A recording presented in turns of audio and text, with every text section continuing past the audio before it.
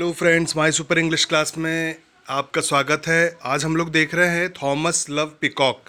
इनके important notes जो भी हमने बनाए हैं आपके साथ शेयर कर रहे हैं।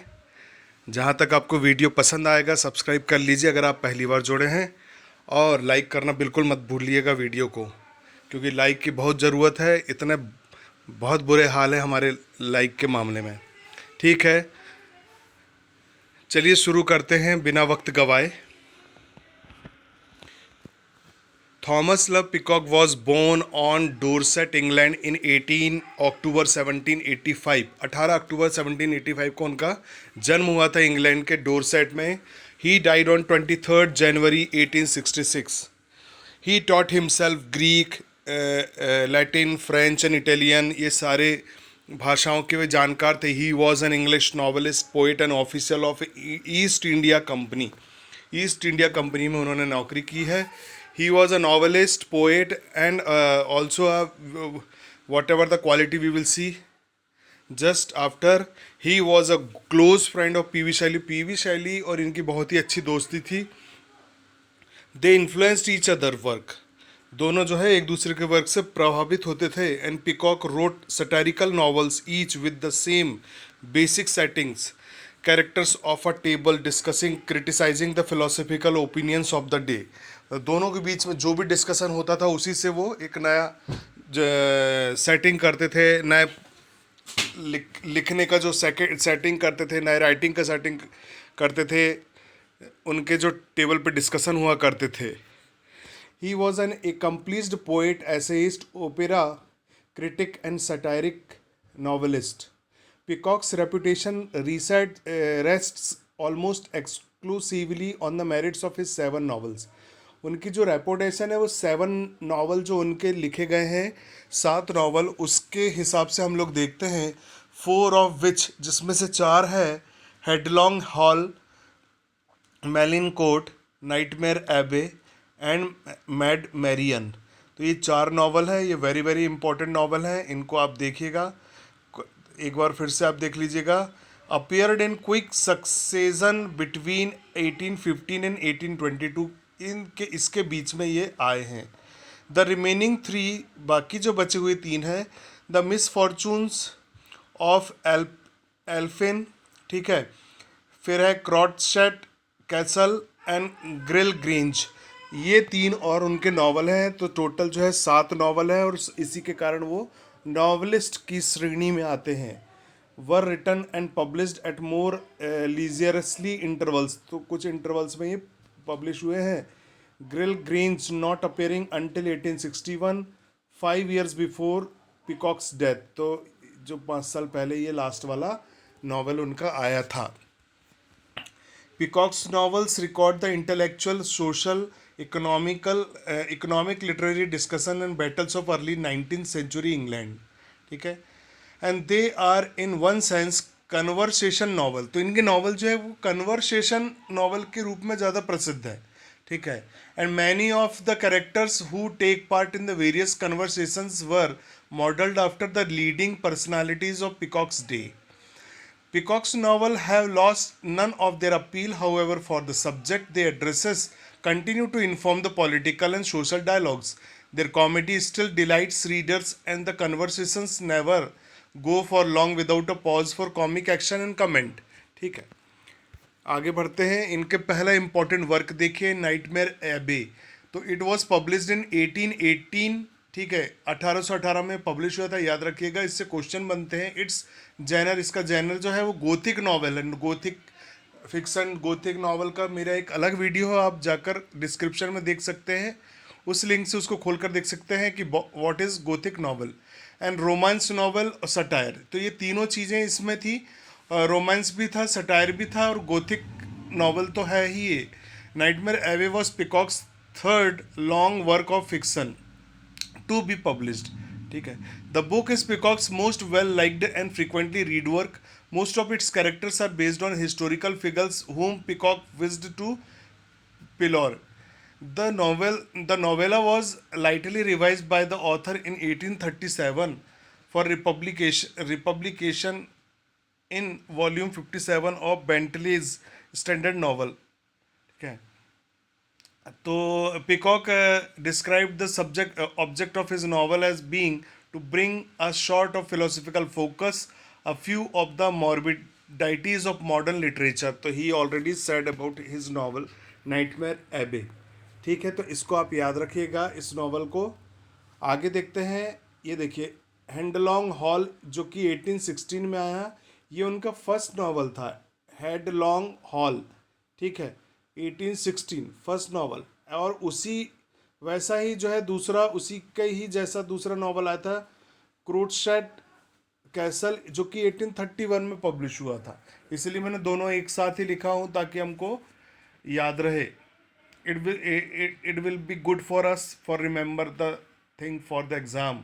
Headlong Hall is a novella by Thomas Love Peacock, his first long work of fiction, written in 1815, published in 1816. And Crotchet Castle is the sixth novel. ये छठवां नॉवल था, first published in 1831. As in his later novel, Crotchet Castle, and earlier novel Headlong Hall, Peacock assembles a group of eccentric, each with a single monomaniacal obsession, and derives humor and social satire from their various interaction and conversation. मतलब इसमें क्या होता था कि समाज के अलग अलग वर्ग के लोग वहाँ बैठते हैं, मतलब इसमें एंट्री करते हैं नॉवल में, पात्र जो बोलना चाहिए कैरेक्टर्स हैं, और वो फिर आपस में कन्वर्सेशन करते हैं और they discussing about the social things and creating the humour. तो ह्यूमर जो उत्पन्न होता है वो हमारे दिमाग में बना हुआ रहता है और हमें हंसी आती है. ठीक है, आगे देखते हैं. मेलिनकोर्ट नॉवल है, 1817 में ये आया था. The second novel of Thomas Love Peacock, published in 1817. It is based on the idea of an orang outang. ठीक है, ऑरेंज आउटेंग मिमिकिंग ह्यूमैनिटी. तो ऑरेंज आउटेंग जो है ना, एक जाति थी और जाति है, और वो जो उनका जो कन्वर्सेशन था ऐसा कुछ था इसमें. एन ऑरन ग्यूटन called sir Oran Hautton is put forward as a candidate for election as a member of parliament. तो ये जो कैरेक्टर है इस नॉवल के, और ये पर्टिकुलर एक जाति है जो बोले एक समुदाय से बिलोंग करते थे, इस तरह का उसमें कुछ मिमिक है, ह्यूमर है. तो इस तरह का ये नॉवल है मेलिन कोड. तो हमको तो थोड़ा थोड़ा हर बुक के बारे में हमको पता होना चाहिए.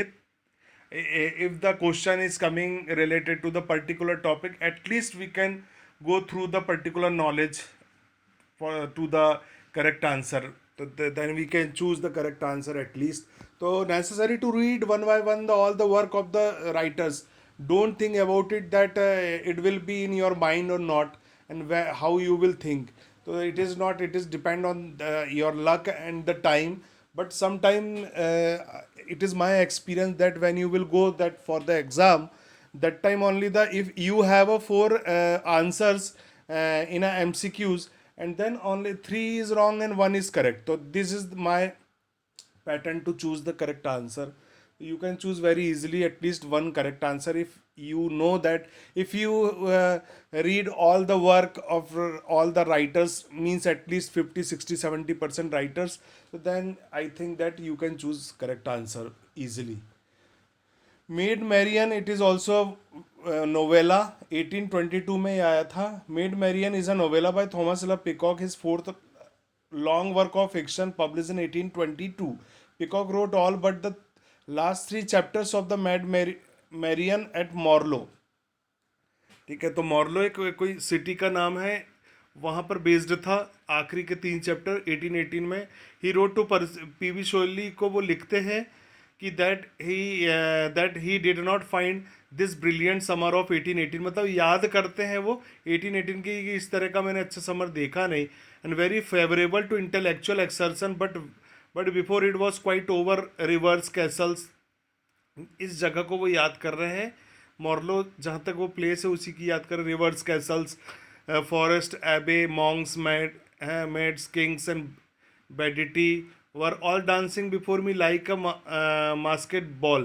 However, in 1819, Peacock was recruited to the East India Company, where his official duty delayed the completion and publication of the novella unit 1822. As a result of the delay, it was taken for an imitation of Ivanhoe, although its composition had in fact preceded Scott's novel, it was soon dramatized with the great success of James place was the translated into French and German. ये जो है French and German में भी translate हुआ था ये work उनका.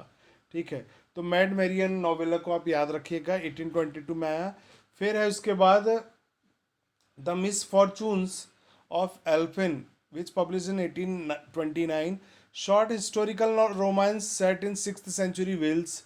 ठीक है. Which recounts the adventures of the bard Taliesin the prince of Elphin ap Gaithno and Scythnip Nin Ap Scythin, and King Arthur Peacock Richards researched his story from early Welsh material, many of them untranslated at the time. He included many loose translations from bardic poetry as well as the original poems such as the war song of Dinas Waver. He also worked into it much satire of the Troy attitudes of his own time. Elfin has been highly praised for it. Its sustained comic irony by some critics is considered the finest Arthurian literary work of the Romantic period. ठीक है, आगे देखते हैं.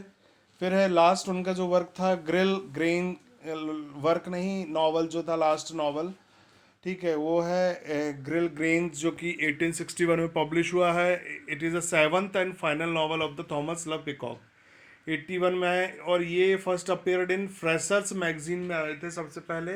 Freshers magazine में publish हुआ था 1860, showing a remarkable intense of vigour after the retirement from the east India company, and the exuberant humor of his former works may be wanting, but the book is delightful for its stores of anecdotes and erudition, and unintentionally most amusing through the author's inveterate, prejudiced, pugnacious hostility to every modern innovation. So this is the information related to the particular work.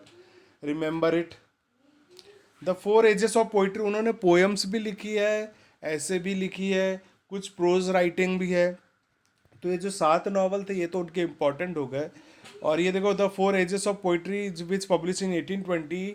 It ये जो था जैसे कि उन्होंने लिखा था, P B शैली ने डिफेंस ऑफ पोइट्री लिखा भी हुआ है यहाँ पे. It is essay of 1820 by Thomas Love Peacock. ठीक है, was both significant study of poetry in its own right and the stimulus of the defence of poetry by Shelley. तो defence of poetry शैली के जैसे ही उन्होंने ये लिखा था 4 एजेस ऑफ पोइट्री. फिर उनके और भी ये कलेक्शन है पोएम्स है.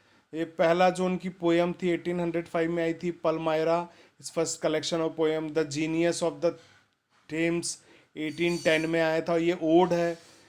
फिलोसफी ऑफ मेलनखोली 1812 में है. The round table king authors feast 1817 में. It is a children poem है, द राउंड टेबल.